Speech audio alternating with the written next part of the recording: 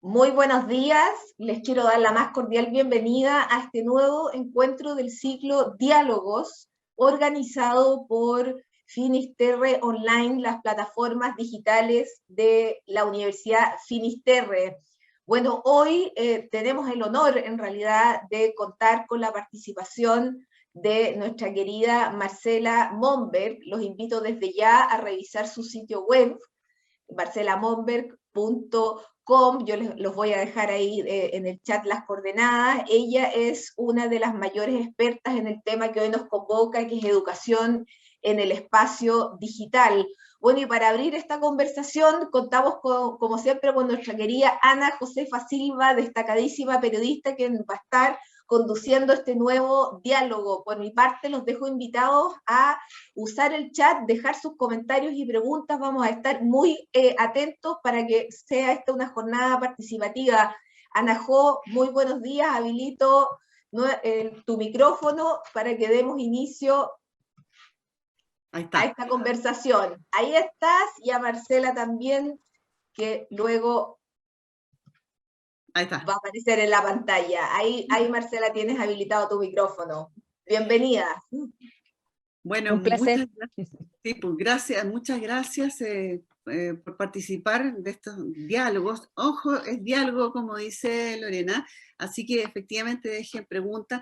Invitamos a Marcela Momberg. No solamente tiene un currículum extraordinario, es bachiller y se ha perfeccionado fuera, escribió el libro Huérfano Digital, pero básicamente ella es una profesora aula, que creo que es algo que se ha acentuado esa diferenciación, por llamarlo así, de un año a esta parte. La invitamos el año pasado, en realidad, esa es la verdad, y nos gustó tanto que la trajimos de nuevo y le pedimos que viniera de nuevo, porque este libro que hablamos de Huérfano Digital, ella lo escribió antes de la pandemia. Ella está preocupada ya de este tema, porque como dijimos en esa oportunidad, aquello de huérfano digital, porque uno siempre decía, miren, nuestros hijos son nativos digitales. Marcela dice, no, todo lo contrario, son huérfanos, porque ellos saben navegar, sí, por supuesto, y se meten en todos lados. El problema es que no tienen como la curatoría, por llamarlo así, y por eso ella lo llama huérfano digital. Entonces, ella como profesora habla, no solamente ha pensado en esto, ha hecho charlas y talleres, sino que enfrenta el aula a diario, y lo ha enfrentado durante este año y medio ya prácticamente de pandemia. Entonces, creo que si hay alguien que pueda hablarnos de la educación en el espacio digital es Marcela, y además yo les quiero decir de que a mí me pidieron de Elige Educar que nominara a un docente que fuera merecedor del Global Teacher Prize Chile, que ellos organizan, que en su 6ª edición, y yo no me veo ni medio minuto, y la nominé. Y estoy impactada porque esto simplemente yo lo mencioné en mis redes, y me respondieron de México, de todas aquellas partes donde Marcela ha estado. Pero lo que más me impresiona, porque yo la veo en las redes, es el cariño, la contención que tiene hacia sus alumnados y a su profesión. Entonces creo que me encanta escucharte, Marcela, por favor, porque tienes mucho que decirnos respecto a esta situación tan irregular como en la que estamos actualmente, y que creo que así como lo han padecido las enfermeras, y hablo más de las enfermeras que los médicos incluso, creo que el profesorado ha sido muy duro para los padres también, los alumnos también, pero aquí se han llevado una mochilón muy grande el profesorado. Marcela, bienvenida, por favor, te queremos escuchar, y ustedes las preguntas que quieran, mientras tanto, por favor. Gracias, Ana Josefa, gracias a la universidad, a Lorena y a todos los que están conectados. Este es un año de oportunidades. Si alguien me hubiese preguntado cuál hubiese sido mi mayor sueño, era simplemente que el profesorado, la comunidad educativa, de forma masiva, ingresara al espacio digital. Como yo siempre lo digo en mis talleres y charlas, un pequeño virus doloroso, profundamente doloroso, nos empujó, nos impulsó. Y hay una mudanza que los docentes, los padres y los alumnos han tenido en este periodo, Ana Josefa.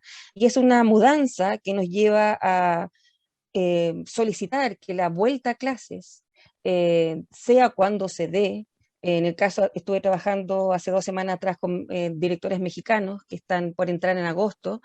Internalice esa mudanza, porque hay un aprendizaje que se ha hecho en este periodo.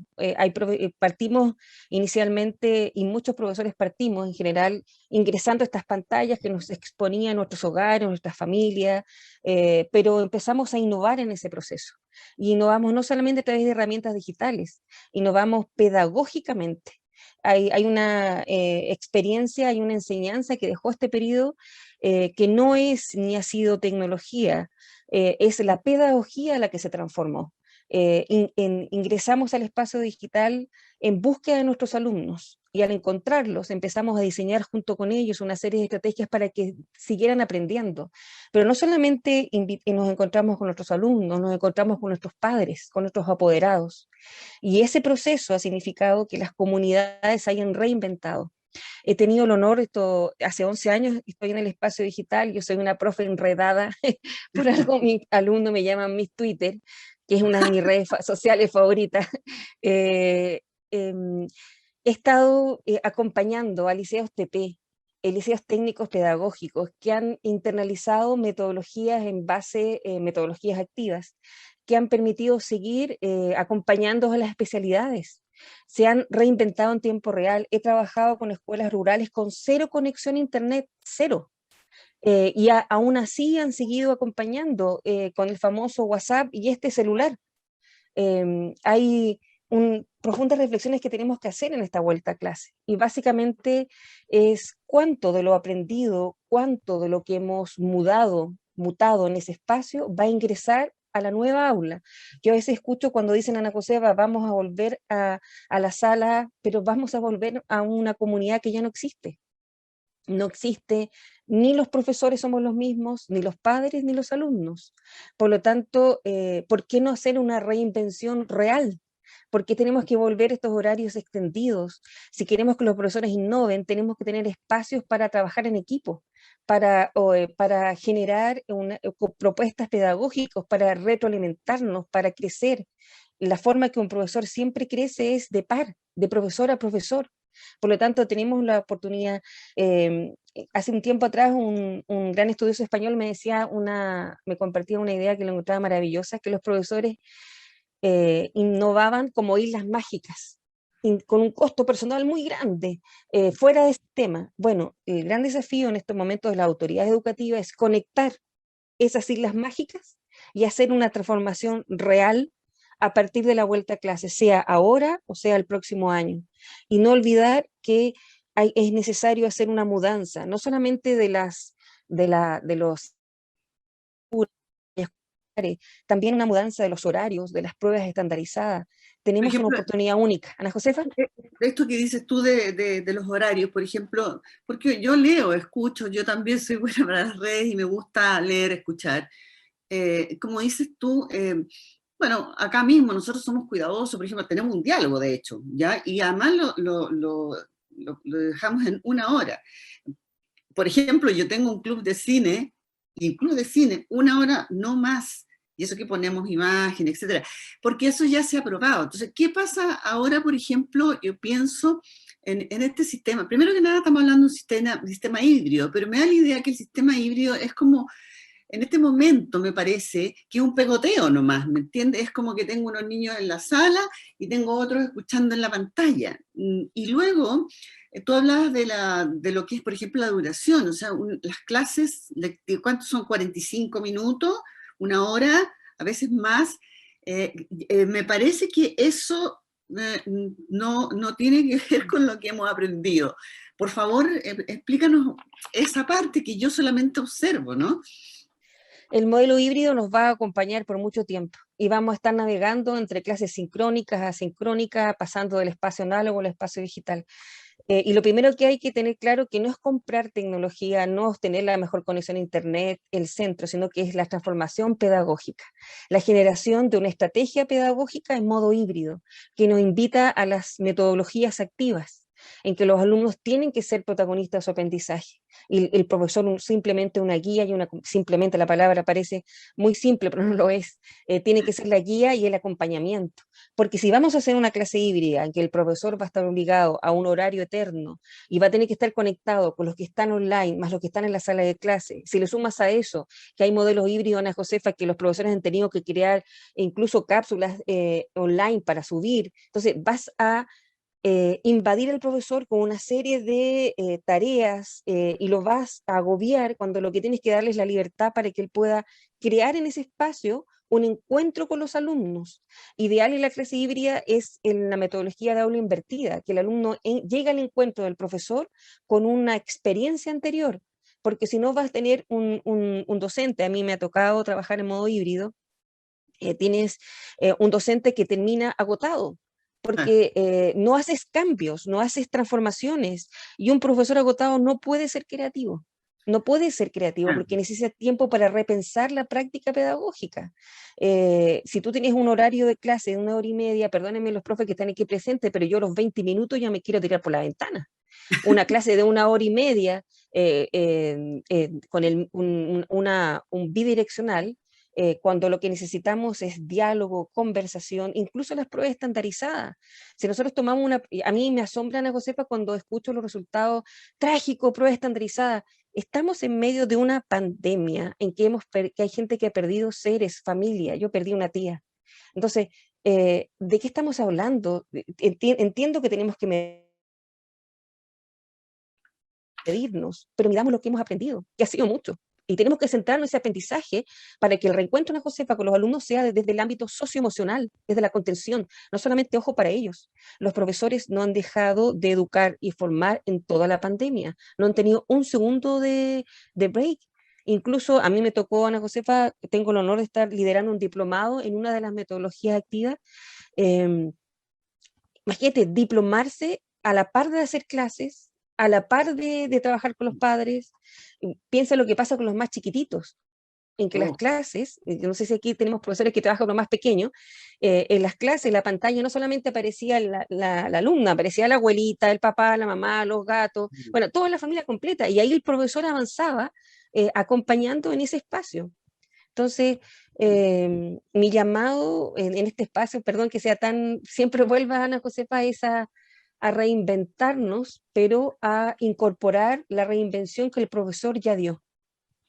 Ya, ahora es importante lo que tú hablaste, ya te digo, porque lo he escuchado, tú me dices, porque lo que yo más veo es eso, digamos, que estamos en híbrido, es esto, que significa que hagan clase a los que llegaron y también a una pantalla. Eso no sé si funciona realmente, no digo solamente para el profesor, sino que para el alumnado. No sé cómo es eso. Yo creo que cuando tú hablas de que reinventarse y además esto de asumir que estamos en una pandemia, si no es normal, si no es volver de no, si no vamos, ya no, es otra cosa. Entonces, ¿qué consideras tú que sería lo más razonable? ¿Qué es lo que habría que hacer? Habría que primero visibilizar las experiencias exitosas que se están dando a lo largo de Chile, desde Arica a Punta Arenas, desde Isla de Pascua, en todos los rincones de Chile.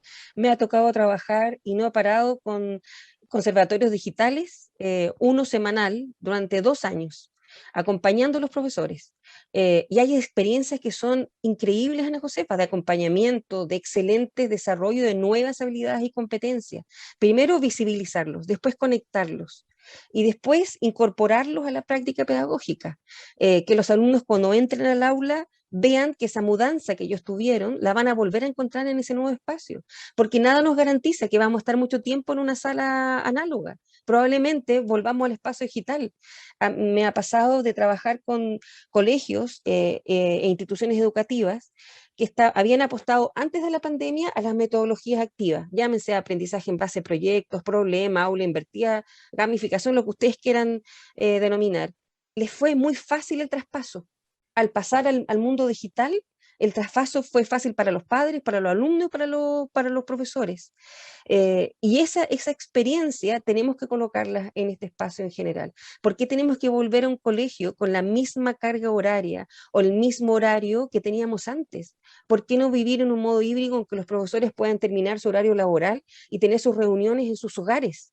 conectados, probablemente en un comienzo en el que querramos volver a vernos, es normal, porque necesitamos Claro. contenernos, observarnos, como yo miro a Daniela o miro a Pedro, necesitamos conectarnos emocionalmente, pero también podemos trabajar fácilmente de las casas y tener un horario que, determinado que los niños lleguen a sus hogares y nosotros desde nuestros hogares nos podamos conectar. Si pudimos demostrar que online, en forma online nos mantuvimos coordinadamente, trabajando, creando, co-creando, esa transformación hay que hacerlo en el aula que nos va a esperar ahora. Ahora, tú tocaste un tema bien importante, tú decías horas, esa hora hay que pensar, es bien radical el cambio, entonces, ¿qué hay que hacer? Porque en el fondo tú estás diciendo que lo razonable es que las clases sean de media hora, por ejemplo. Ojalá cuando tú haces una clase online, yo siempre les comentaba a los profesores, la parte que sea entrega del profesor no dure más de 10, 15 minutos y el resto sea de desafíos, de diálogo, de conversación, Pasarle de, la pelota al alumno, al de estudiante. resolver dudas, de generar desafíos en común, y eso es importante que se internalice. Yo creo que los que son, las personas que están acá en presente, tienen que haberle pasado cuando entraron en la sala online, descubrir las competencias y habilidades que muchos alumnos tenían. Yo Claro. agradezco profundamente a mis alumnos gamer que me decían, profe, ¿qué les parece que avancemos a este tipo de juego? Porque así los que no están enganchando van a entrar a la clase. O el alumno que tenía un muy buen diseño digital que también te apoyaba. Entonces, creo que llegó el momento de que leí hace poco una persona que yo estimo mucho que decía que el próximos años teníamos que hacer una revolución pedagógica. Perdón, pero la revolución pedagógica ya partió y partió en pandemia y Ya, está presente. ya te voy a decir, tú misma hace muy poquito, aludiendo a un artículo que leíste, yo te sigo, así que sé lo que te... que justamente dice, no podemos, dice, replicar el colegio análogo en el digital. Es vital repensar y partir por el cuidado de la comunidad educativa. Estamos en pandemia y la salud socioemocional es y debe ser lo primero. Te estoy citando, digamos, que me parece que está en todo lo que tú estás diciendo. Pero estamos a puertas de un reencuentro, se supone que los colegios tienen que abrir, no todos están en esas condiciones, tú has tenido buenas experiencias, pero ¿qué pasa con el resto? También tú me mencionabas, bueno, hablamos mucho de la brecha digital, por supuesto, tú me mencionabas también esto que se llama como el síndrome del niño caracol. Cuéntame un poco a partir de todo esto.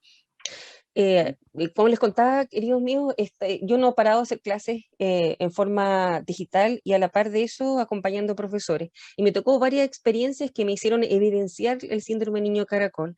En el reencuentro análogo, con algunos alumnos que tenían normalmente un muy buen, un gran interés en la clase y muy buenos resultados académicos, hubo una baja y un desinterés. Y después conversando con ellos, me empezaron a compartir que sentían no solamente pánico por la pandemia, sino que se sentían seguros en su refugio digital. El síndrome del niño caracol se detectó en Japón y ha ido avanzando con la pandemia. Aquellos niños que sienten que su habitación, con todas sus herramientas tecnológicas, les produce un refugio donde no es necesario salir de ese espacio, ni siquiera almorzar con sus padres, ni siquiera conectarse ni jugar en un espacio libre, y que se sienten que ese es su lugar. Esa mudanza nosotros la vamos a recibir en la sala de clase.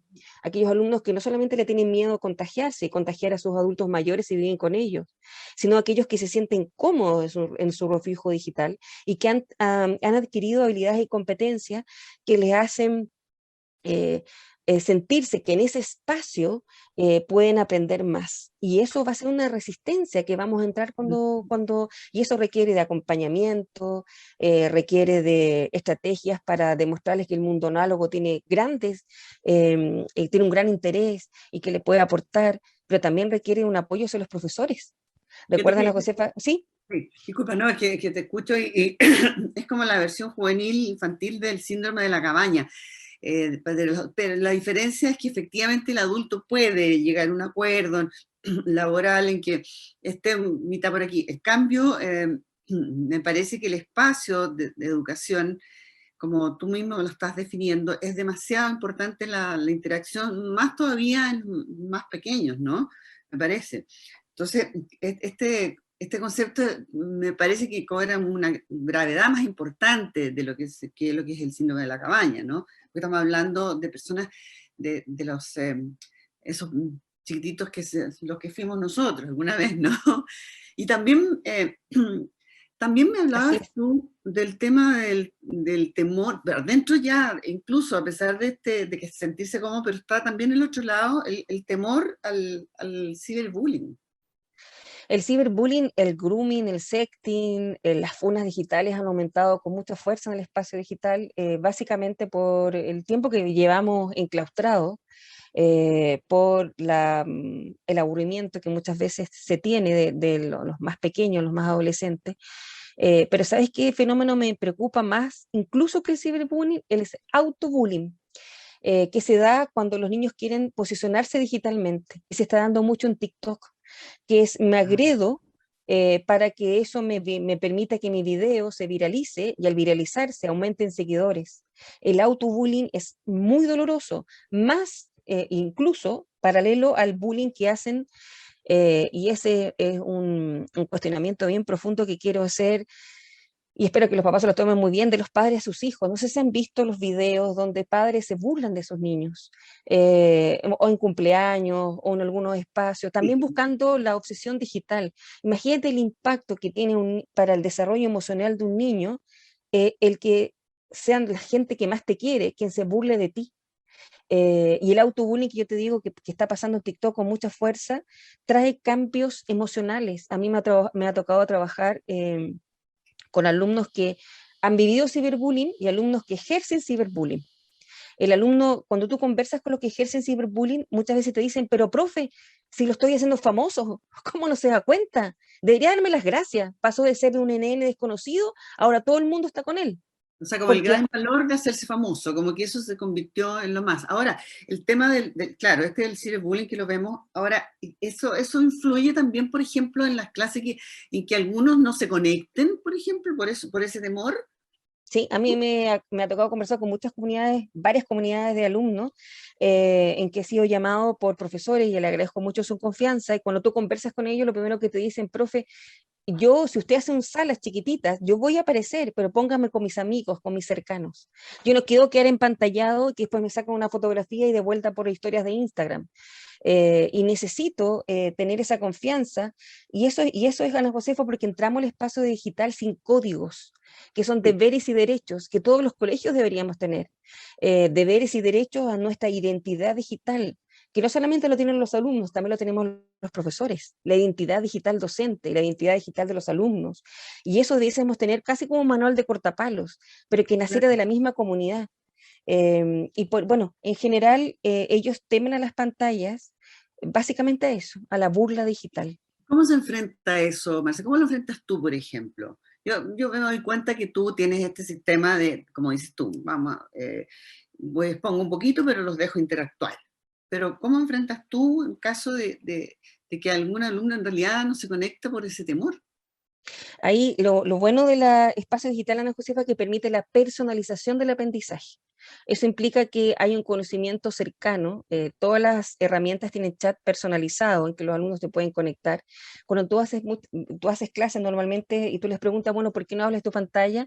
Normalmente yo creo que muchos profesores les tienen que haber parecido acá, aparecen en el chat personal, que es decir, de persona a persona, es que tengo miedo que se burlen de mí.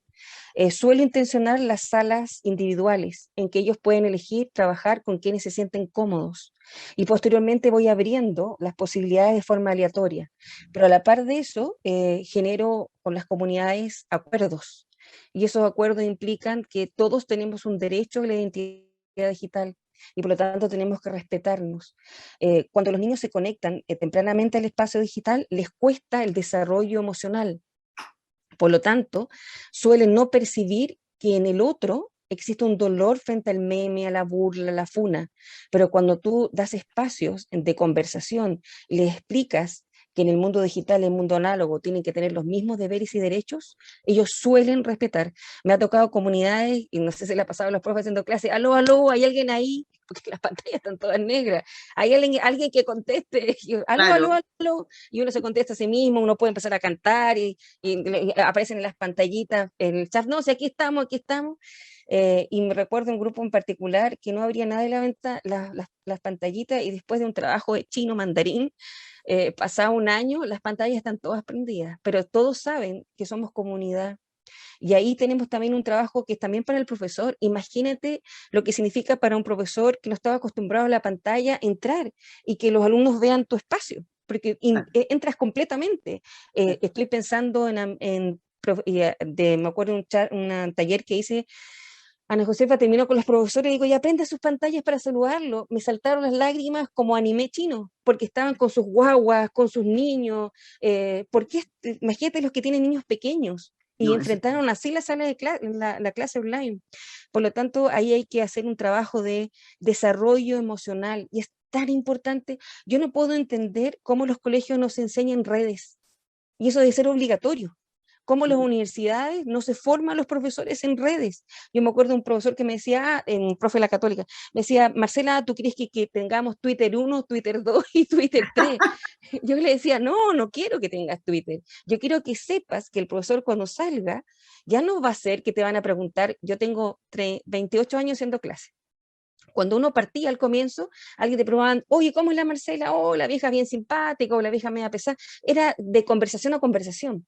En la actualidad te psicopatean en tiempo real. En 2 segundos están todos en tu red personal y pidiéndote amistad, porque empiezan a navegar, a buscar qué fotografía hay, qué video. Tú sales a un mundo expuesto. te expone. Y más en pantalla, que te pueden grabar mientras haciendo clases. Por lo tanto, hay toda una formación que las universidades tienen que tener. El profesor tiene que egresar con una identidad digital. Y los colegios tienen que tener, normalmente los colegios firman que tú tienes, me ha tocado a muchos colegios observar que tienen código donde se firma que el profesor no puede compartir una imagen de su alumno en sus redes personales. Pero a mí me gustaría la misma firma para el alumno que no puede subir imágenes de su profesor en sus redes personales. El respeto tiene que ser mutuo, no unidireccional, bidireccional. Y estoy O sea, hablando también de los mismos padres. o sea, como dices tú, efectivamente debería haber un manual de cortapalos, un código, porque a ver, seamos reales, este es el mundo que estamos navegando, ¿no? Ahora tú, en este modo híbrido, en que estás diciendo, mira, la clase, ¿tú cómo la defines? Un nombre, dijiste que es un nombre, esa clase de ida y vuelta, que es como de El aula invertida que me encanta aula en invertida. general. El aula invertida, que me gusta mucho ese concepto, y que sería lo razonable. Yo no sé si en grandes se está pensando de esa manera, porque parece obvio que tendría que ser así. Eh, y en esta aula invertida, que además estamos hablando que reduzcamos los tiempos de exposición porque no va a funcionar si no, ¿qué pasa con las evaluaciones? Transformarlas, Ana Josefa. A mí me ha resultado, y he trabajado mucho con los profesores, la evaluación formativa, que implica ¿Cómo es eso? el aprendizaje, la retroalimentación y posteriormente una evaluación, pero una evaluación que vaya más allá de incluso trabajo mucho lo que es la autoevaluación, que los alumnos evalúen su aprendizaje, que generen ellos sus propios instrumentos evaluativos. Y llegar así a un resultado final. Y ha generado, te doy un ejemplo, yo tengo muchos alumnos que están en la universidad y me contaban lo difícil que es una prueba online y el miedo que se caiga internet, que el profesor me crea que estoy haciendo yo la prueba, el pánico que pueda existir, que pueda empezar que hay un tipo de clonación o copia. Ahí los que somos profesores sabemos que frente a una evaluación existe un factor emocional que es muy importante. Por lo tanto, es necesario que las evaluaciones sean más formativas, que les permitan a los alumnos el aprendizaje permanente y que en esas evaluaciones los alumnos también vayan aportando la evaluación final. Me encanta trabajar en aprendizaje en base a problemas y proyectos. Llevo 6 años en esa metodología. Em, y ahí uno va generando que los mismos alumnos se vayan autoevaluando. Es bien interesante, Ana Josefa. Pero Marcela, todo esto que me dices tú eres profesora, aula, como he insistido tanto. pero tú estás inserta en una comunidad educativa. Entonces, tú puedes tener tus propuestas de cambio, pero ¿qué dice tu comunidad educativa? O sea, esto tiene que venir como de más allá, ¿me entiendes? La comunidad educativa es tu colegio, luego está el sistema de los colegios, luego está el Ministerio de Educación, estamos hablando de algo que implica muchas cosas. Esto que tú Ahí pregonas, ¿qué pasa en tu colegio, por ejemplo? avanza desde la comunidad. Trabajo en un colegio, queridos profesores, que hace 7 años hizo algo que para mí fue maravilloso, fue una consulta a los profesores, a los alumnos, cómo era el colegio que soñaban y qué tipo de metodologías les gustaría trabajar. Y salió un cuestionamiento bien profundo de los alumnos, había sido un colegio de bachillerato internacional muy exitoso, y empezamos a buscar metodologías afines. Terminamos llegando al aprendizaje en base a proyectos y en base a problemas, que se trabajan en etapas diferentes por los años, y lo implementamos primero durante una semana para poder ver si los alumnos reaccionaban positivamente y si los padres también lo hacían. Una vez que nos dimos cuenta que eso se dio, todos los proyectos que se implementan son creados por profesores y validados por profesores. Es la voz del aula la que se tomó el espacio. No se implementa y eso implica que la dirección y todos los organismos internos o superiores tienen que formar parte e ingresan a la sala de clases como un profesor más. Y eso uno lo ve en México, que se está dando con mucha fuerza. Estoy pensando en Aguascalientes, donde he trabajado con varias comunidades. Se está dando también en Perú, en Argentina y en Chile. Esto desde que se educa desde la comunidad, el director forma parte del aprendizaje, entra el jefe UTP, entra a la sala de clase y es la comunidad la que se transforma. Estoy pensando en un querido liceo bicentenario de Temuco, que está haciendo ese cambio de la ADP a partir de este año. Básicamente lo que se está haciendo es que es la comunidad de la que se transforma y todos participan en ese cambio. No es un cambio que viene desde las alturas, que llega, es el Vertical. profesorado el que genera, propone y que, imagínate lo que es como cuando uno ve un proyecto de uno, Ana Josefa, si fuera un hijo, es como tu creación, es lo que trabajaste y cuando ves cómo los alumnos se desarrollan, a mí siempre me ha interesado mucho el aprendizaje diferenciado, aquel que se sentía diferente en estas metodologías activas logra sentir que su voz es validada y que es escuchado. Pero la gran receta, Ana Josefa, es desde la comunidad, de la experiencia docente y es la que se coloca. Ayer estaba hablando, antes de entrar al taller con un profesor español, el Ministerio de Educación Española está colocando una brutalidad de dinero, la verdad es que no me acuerdo cuánto, pero son miles de millones para digitalizar el sistema educativo. Y conversando con profesores españoles, yo les compartía humildemente que el peor error es centrarse en la tecnología, porque lo que tienen que hacer es centrarse en la pedagogía y desde la comunidad innovar a través de herramientas digitales. Pero ese es el trasfondo que se tiene que dar, porque si no lo que haces tú es imponer y cuando tú impones, normalmente el resultado no es el esperado. Y yo creo que ese es el gran llamado que se hace ahora, Ana Josefa. Creer, validar, evidenciar, visibilizar el aula, específicamente el docente, y que ha tenido una mudanza gigantesca. Si no nos va a pasar algo que no nos puede... No sé si alguno de acá vieron alguna vez el Happening con Ja. ¿Se acuerdan del que iba adelante con la guaripola y atrás iba la orquesta? No nos puede pasar que el profesor vaya avanzando hacia adelante y el que debiese liderar vaya con la guaripola por cualquier otro lado. ¿Por qué? Porque la mudanza que ya dio el docente va a ser, Ana Josefa, que cuando ingrese al aula va a replicar lo positivo que ha tenido. Y ahí yo invito a los directores presentes que tienen que estar junto con el profesor, pero a la par de eso, Ana Josefa, tienen que darle el espacio para que el profesor termine su horario laboral, no se, y disculpa lo coloquial, no se sea invadido por la burocracia, que termine haciendo papeles hasta la quinta reencarnación, y se le dé un espacio para que ese profesor tenga el tiempo de reflexionar, repensar, conectarse, comunicarse y después volver al aula. Si ese proceso no... ¿Ah? Es necesidad de resetearse, si todos necesitamos eso, el espacio del pensamiento, claro, entonces tú... Confíen. Lo que pasa es que vivimos en una etapa de estos titulares que a veces son tan llamativos que hace que todo el mundo nos salga el titular o, no, o estamos en un modo polémica que a veces no aporta, pero a mí me encantaría, Ana Josefa, que los medios se visibilizara todo lo que se está haciendo y que está siendo exitoso. Me encantaría una prueba que en este momento evidenciara el avance y las competencias y habilidades que los alumnos desarrollaron. Ten la certeza que es esa revolución que dicen que viene el próximo año, esa revolución está hace mucho tiempo. Ya está. Tú también has hablado de algo bien importante, que es el ET, el liceo técnico, que también hay, que es complejo, ¿no? El tema de esa educación y que me parece a mí que debería ser eh, algo en que se pusiera mucho el ojo, ¿no? Me parece, porque creo que son necesarios. Bueno, Y la católica es Ana Josefa, pero existe mucho más vida que las universidades, mucho más vida que las universidades. Me ha tocado trabajar mucho con liceos técnicos, estoy pensando en uno en particular de Temuco, un liceo bicentenario, tengo el honor de acompañar a la comunidad docente, y ellos han rediseñado la malla curricular para conectar los intereses de sus alumnos al aprendizaje.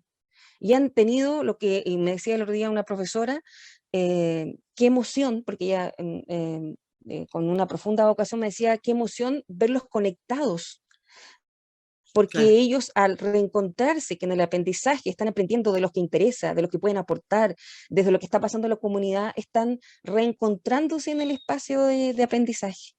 El Ahora, Liceo TP, perdón, Ana Josefa, ha innovado, que no se me olvide, con mucha fuerza en lo que se llama el aprendizaje en base a desafío y ha podido conectar las especialidades con el mercado laboral desde sus hogares. Hay una experiencia maravillosa que es el Liceo de los Andes, el Liceo América de los Andes, con una conexión de lo que es las especialidades desde los mismos hogares. Imagínate lo que eso significa. Es mantener el aprendizaje y reinventarse. ahora, esto tú mencionas, fíjate que es bien importante, pero las universidades entonces tienen un gran rol, porque al final son las universidades que están formando profesionales, ya no solamente a los educadores, pedagogías, etcétera, están formando distintos profesionales, los que a su vez van a contactarse con alguien que alguna vez fue un estudiante, ¿no? Entonces, aquí creo que también las universidades tienen un montón que hacer, mucho que repensar, ¿no? Y de invitar y de convocar. Yo creo que las universidades tienen que hacer una gran reflexión sobre que necesitamos formar profesores que cuando ingresen al espacio aula no vayan al choque porque van a una realidad que ya no existe. Ellos necesitan entrar a un espacio en que van a poder encontrarse con las herramientas necesarias para poder desarrollarse y para poder acompañar a sus alumnos. Pero eso es un trabajo, y yo los vuelvo a invitar a las universidades presentes, educar en redes. Tienes que saber lo que significa vivir en un mundo hiperconectado, porque tus alumnos son hiperconectados. Y por Claro. lo tanto es todo identidad digital, huella digital, ciudadanía digital. Eso debiese ser obligatorio, transversal, lo mismo en los colegios. No puedo entender que tú no egreses de cuarto medio sin tener esas habilidades y competencias. Si no, imagínate qué mercado laboral te vas a conectar, Ana Josefa, si el Claro, mundo cambia a pasos gigantados.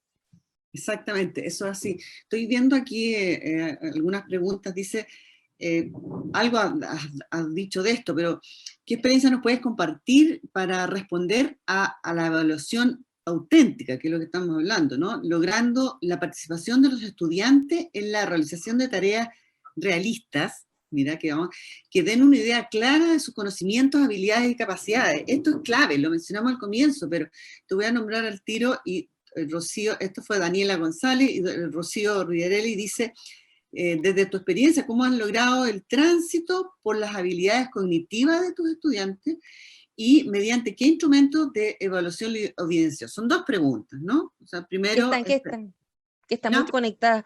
Cuando uno habla de autenticidad, siempre va a estar generando instrumentos que puedan medir experiencias pedagógicas que estén cercanas a las realidades donde están insertos los alumnos, a los intereses de los alumnos, a las herramientas que ellos manejan, que ellos conocen. Eso permite que una evaluación tenga una característica auténtica. Y para eso, en primer lugar, hay que conocer profundamente las habilidades y competencias naturales que los alumnos ya tienen. En base a eso, uno puede ir innovando. Yo trabajo mucho con evaluaciones de herramientas digitales. Y manejo una gran diversidad de formas de evaluar, pero siempre formativas. Eso implica que les doy a los alumnos un aprendizaje que a mí me encanta, queridos profesores, que es el aprendizaje error, que no tengan miedo a equivocarse, porque de esa equivocación ellos van a aprender.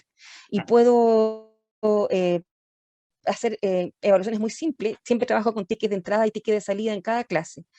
De lo que vamos a trabajar, qué tú sabes, qué tú conoces, o una vez que hemos terminado este espacio de conversación, ¿con qué te quedaste? ¿Cuáles son tus grandes dudas? Y eso ha ido generando en ellos, primero, una confianza absoluta. ¿Cómo han ido desarrollando nuevas habilidades y competencias? Es porque los he ido desafiando en el proceso. Partiendo muy simple, yo siempre le digo a los profesores, cuando se innova, queridos profesores, partan de lo más sencillo, de lo más simple, de lo que ustedes conocen, y en base a eso voy profundizando el aprendizaje, y mis evaluaciones van haciendo cada vez más complejas, de tal manera... ¿Qué instrumento, dice Rocío, qué instrumento de evaluación lo evidencia? Nunca dejo de lado las pruebas estandarizadas, me acompañan siempre, pero son de libre elección. Eso significa que mis alumnos pueden tener preguntas abiertas, preguntas de respuesta directa, pueden tener preguntas de respuestas alternativas, pero ellos eligen les vuelvo a repetir, sin una evaluación, sin una calificación final, el autoevaluarse. Y trabajo con herramientas que normalmente intento desarrollar preguntas que lo lleve a un mayor desafío, a un cuestionamiento, a resolver problemas que no necesariamente pueden tener una respuesta final, pero me interesa más que la respuesta final, me interesa el proceso de indagación, de discriminación de información, de básicamente de cuestionarse, ese proceso en el que estoy en este momento, más allá de... ¿Ana Josefa? Sí, tengo más preguntas. Karen Fres dice, según tu evaluación, ¿los marcos de cualificaciones han colaborado con el aprendizaje situado en colegios TP, que es lo que estamos hablando, ¿no? Si bien es cierto, fueron creados para ligar los IP, CFT y universidades, los colegios TP tienen mucho de aplicación real al momento de trabajar y alinear los currículos escolares, que es lo que está mal. Nelson Gormaz dice, para ti, ¿cuáles son las competencias digitales que los profesores deben incorporar para las aulas de hoy, post pandemia o durante? No sé. Quizá la más importante para mí y es existencial es la discriminación de información. Vivimos la era de las fake news, vivimos la era de la información falsa que invade las redes, de los alumnos que creen que, de un grupo de alumnos, ya no, yo creo, que Wikipedia es la Biblia del aprendizaje. Ojo que yo soy una Wikipedia believer, porque el trabajo de Wikipedia es maravilloso, sobre todo en las bases donde están las fuentes donde saca la información, pero discriminar la información, ser capaces de comunicarse, de comunicar la información, ser capaz de crear. No podemos ser unos consumidores digitales, necesitamos ser unos creadores, y eso significa crear, comunicar, discriminar. Si yo logro que un alumno discrimine la información, si logro que un alumno cree información, si yo creo un alumno que logre comunicarse lo que él ha creado, para mí ya tiene 3 grandes pilares. Acá hay otra pregunta de Oscar Alcántara, dice, buenos días, ¿qué opinas acerca de los alumnos de educación superior que se han visto aparentemente perjudicados con el estallido social y luego la pandemia, además de otros y otros que no han tenido prácticas? En general, todos estos alumnos sienten vacíos e inseguridades en sus conocimientos. ¿Cómo remediar eso? ¿El impacto de estas variables realmente habrá sido significativo en su calidad profesional? Una buena pregunta, ¿no? Es una pregunta brillante y me ha tocado conversar con profesores que estudian pedagogía en las universidades. nunca se olviden que uno de los grandes cuestionamientos del espacio digital, de la educación digital, es que no estamos preparados para validar lo que podemos aprender en ella. Entonces hay un cuestionamiento muy profundo desde quien aprende, desde quien enseña y Claro. desde incluso de la misma familia.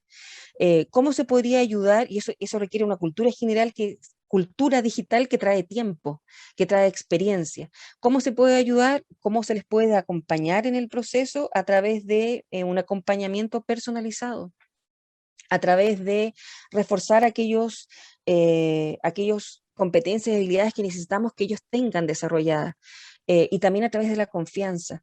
Piensen que nosotros no solamente pasa a la universidad, pasa a los colegios, hay una brecha gigantesca, hay un porcentaje, bien, creo que todos tienen que haber visto la encuesta CASEM, y me tocó también en México, de un grupo, trabajar con estos directores que lo contaban. México tiene, igual que Chile, pero mucho mayor, un porcentaje de alumnos que salieron del mercado, de los colegios, entraron al mercado laboral para poder acompañar a sus familias.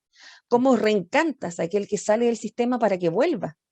Para que vuelva al sistema, termine su proceso y pueda tener más herramientas para tener una mejor calidad profesional.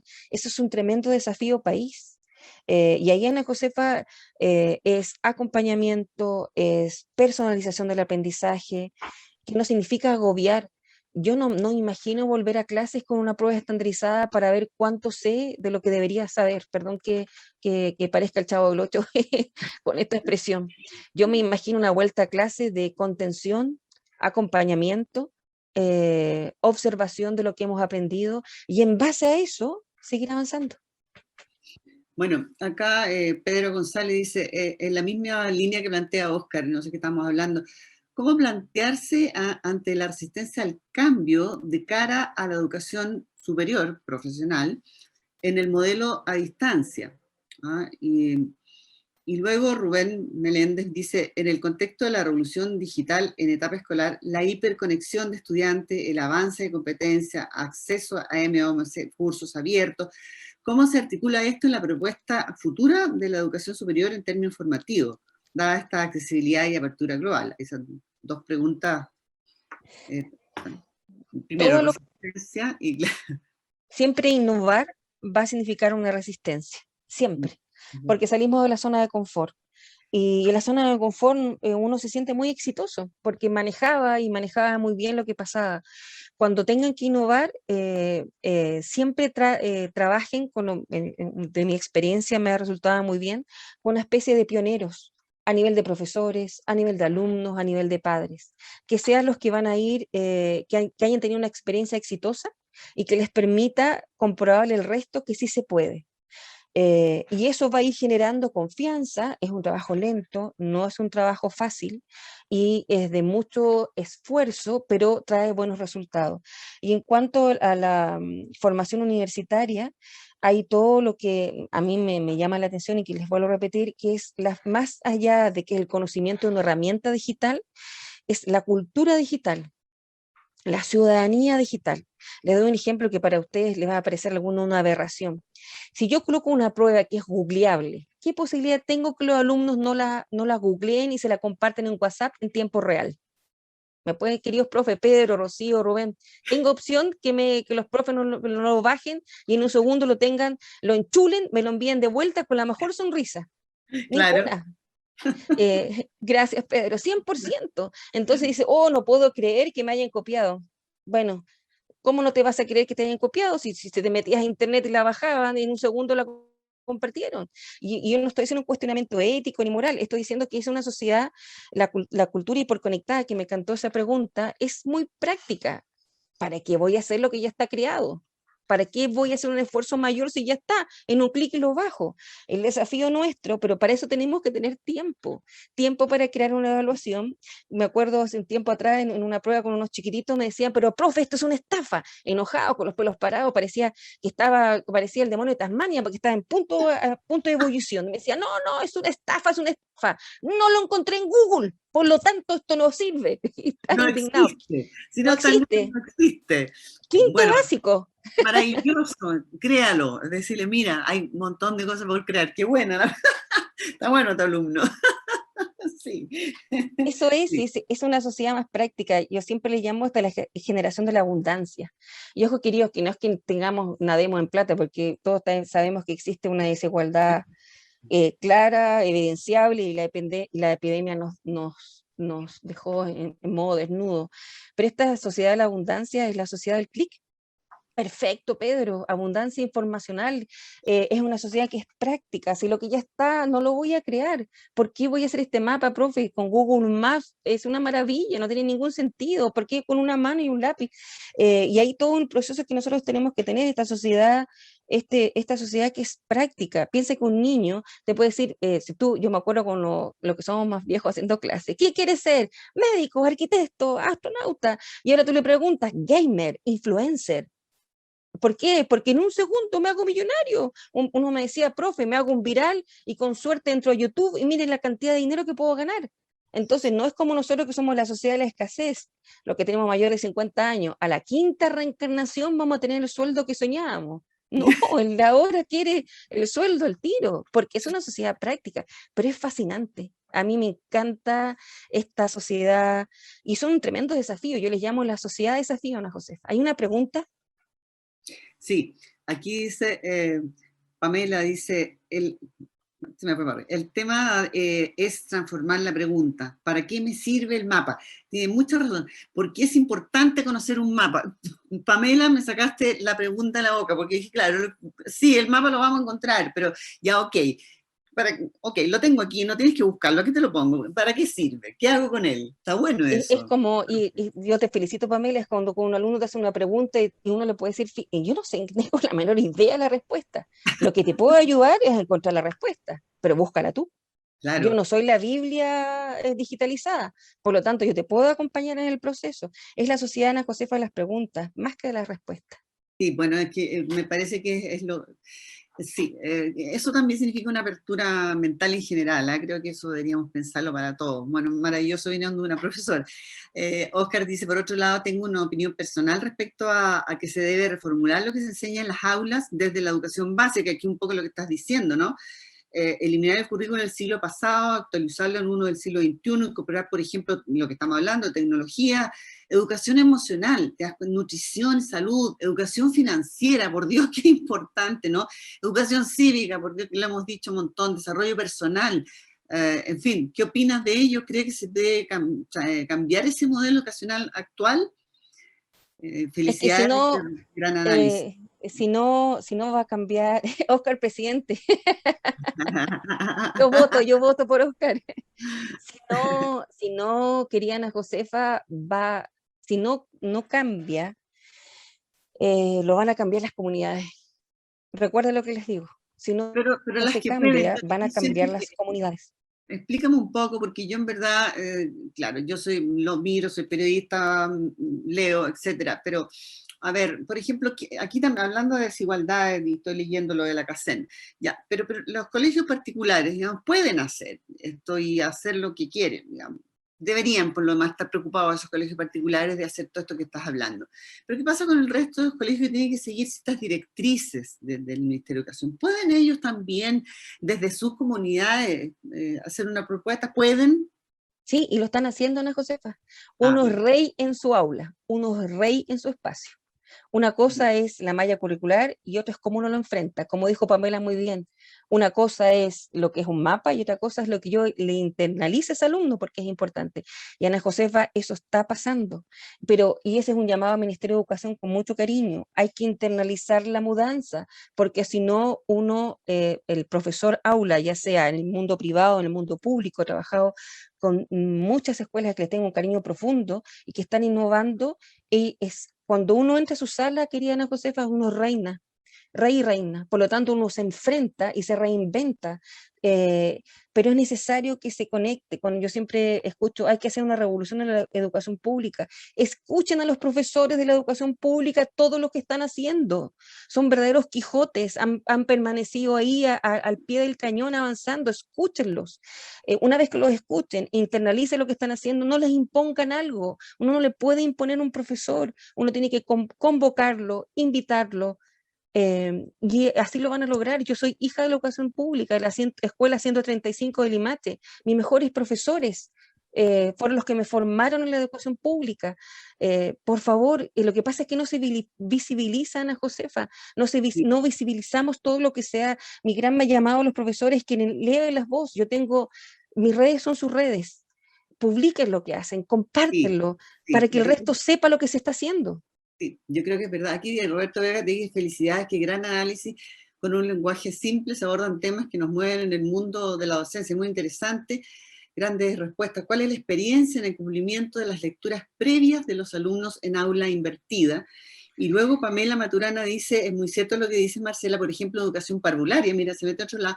La priorización curricular no ha sido la carta GAN de los equipos pedagógicos. Ese es un tremendo tema porque después se va a querer evaluar en función de la priorización curricular.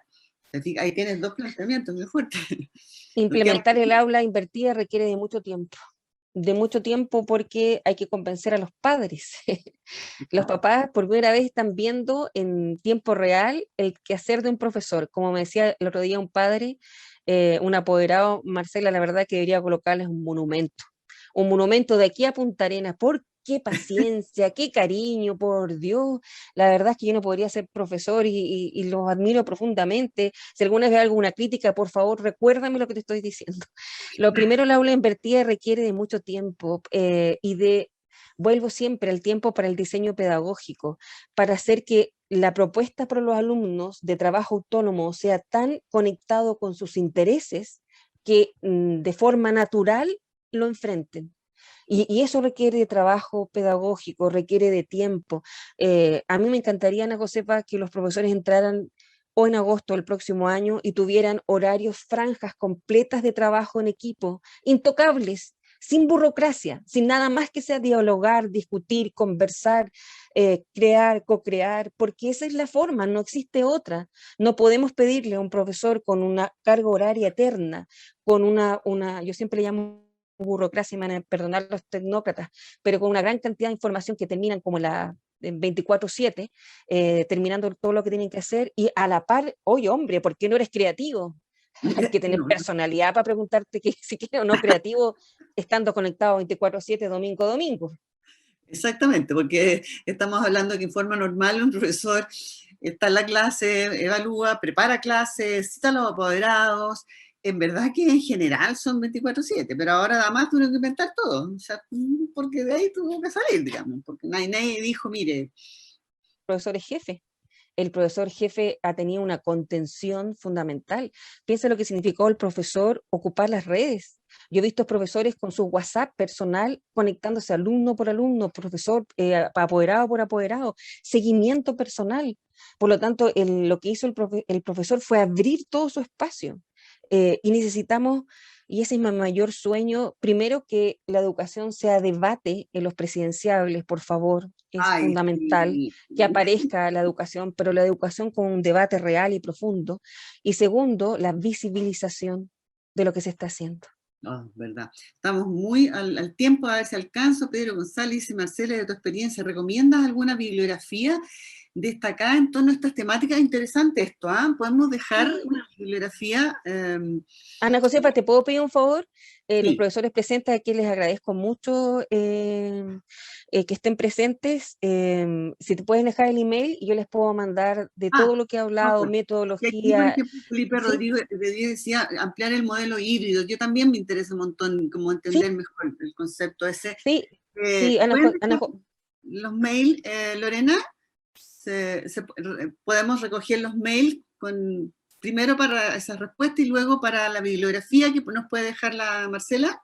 Sí, y Ana Josefa, me gustaría, por favor, les voy a enviar y les doy mi palabra de honor, no solamente bibliografía, sino con comunidades de profesores, donde ustedes se pueden conectar y pueden compartir experiencias de aula híbrida, desde aula invertida, de cómo trabajar, y los más pequeños, que yo les saco el sombrero, las educadoras de párvulo, los que trabajan con los más chiquititos, porque es como, ha sido un desafío. Les voy a mandar comunidades para que se inscriban y son gratuitas. Y me encantaría que de lo que ustedes creen también participen porque así los visibilicen. Así que Ana Josefa cuenta con eso. Hoy día en la tarde está. aquí está, aquí te están llegando los mails, todos los mails, Rocío, Andrea, Loreto, Oscar, todos, aquí están los mails, así que a mandar bibliografía, estas comunidades que tú estás señalando y este concepto que a mí me parece, el aula invertida, que me parece fascinante, que es muy necesario. Por mi parte reitero, nosotros estamos tomando ahí apunte de todos los correos y reitero la invitación a visitar también la página web de la Marcela, marcelamomberg.com, es fantástica, ahí también hay muchas recomendaciones y que vale la pena consultar. Sí, sí, así que bueno, súper agradecida la participación, muy bueno el público, Marcela, ¿no? Es que no hay nada mejor, Ana Josefa, que trabajar con compañeros de ruta, porque uno está con los que sufrimos, los que nos alegramos, los que nos hemos reinventado en tiempo real, son mi mayor alegría. No, se los agradece y súper agradecida a la Universidad Finisterra por darnos este espacio, porque como dices tú, ya que no están en el debate, los debates que han hecho por montones, salía la gente diciendo, bueno, y la educación parece que no les alcanzara, ¿me entiendes? ¿O no? Cuando resulta que es clave. En todo esto, el otro día leía una de las citas de Martin Luther King respecto a lo que significa la educación, ¿no? En fin, a Mandela, bueno, tantos próceres que dicen, bueno, la educación es clave. Pero, en fin, ahí están montones Lorena, ahí están, estoy viendo muchos mails, y como dice Lorena, la página de Marcela, que es muy buena. Así que agradecidísima, amiga, yo le digo amiga porque nos hemos hecho amigas así, a través de las redes, porque es muy valiosa ella en su aporte, visibilizando esto justamente. Así que gracias, Universidad Finisterra, por estos espacios. Gracias, Lorena, a la universidad, gracias a ti, Ana Josefa, por la nobleza y a los profesores aquí presentes. Mis redes son mis redes, así que lo que quieran publicar, lo que quieran compartir, aquí estoy. Y como dice mi alumno, esta Miss Tuitera va a seguir ahí, luchando por elevar la voz del aula. Y recuerden que la revolución educativa y pedagógica ya partió y nosotros somos los que estamos liderando. Nunca se olviden de eso.